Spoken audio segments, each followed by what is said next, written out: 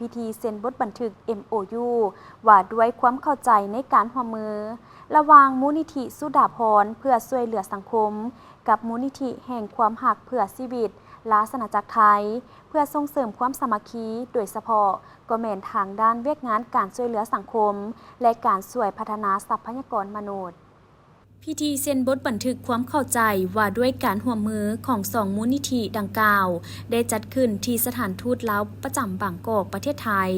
โดยมีท่านคำพันธ์อัญลาวันเอกอัครราชทูตลาวประจำราชอาณาจักรไทยมีท่านนางสุดาภรณ์วังหานประธานมูลนิธิสุดาภรณ์เพื่อช่วยเหลือสังคม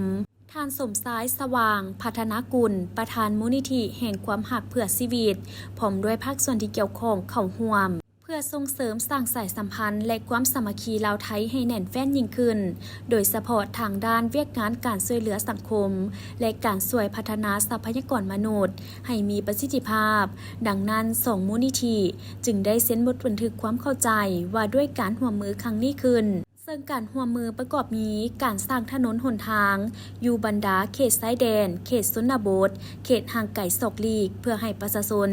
สามารถสัญจรไปมาสะดวกสร้างโรงเรียนอยู่บรรดาเขตชายแดนเขตชนบทและเขตห่างไกลศอกลีกเพื่อให้เด็กน้อยและชนเผ่าต่างๆได้เข้าศึกษาหำเรียนอย่างทั่วถึงอยู่ในลาว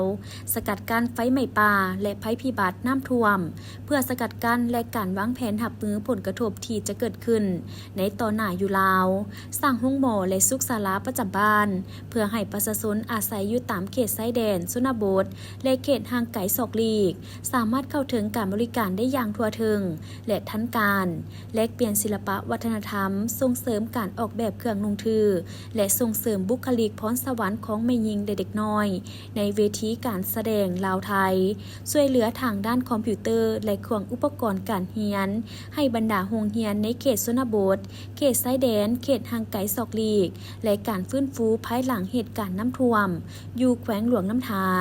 สร้างและติดตั้งไฟฟ้าโซลาร์เซลล์ให้ประชาชนผู้ทุกข์ยากอยู่ในลาวฝึกอบรมสร้างความเข้มแข็งปลูกจิตสำนึกเพื่อสร้างความเข้มแข็งให้แม่หญิงเด็กน้อยและแม่เลี้ยงเดี่ยวอยู่ลาว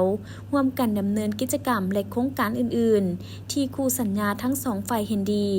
จากนั้นก็ได้มีพิธีลงนามเซ็นบทบันทึกความเข้าใจระหว่างท่านนางสุดาภรณ์วังหานประธานมูลนิธิสุดาภรณ์เพื่อช่วยเหลือสังคมสาธารณรัฐประชาธิปไตยประชาชนลาวกับท่านสมสายสว่างพัฒนากุลประธานมูลนิธิแห่งความหักเพื่อชีวิตราชอาณาจักรไทย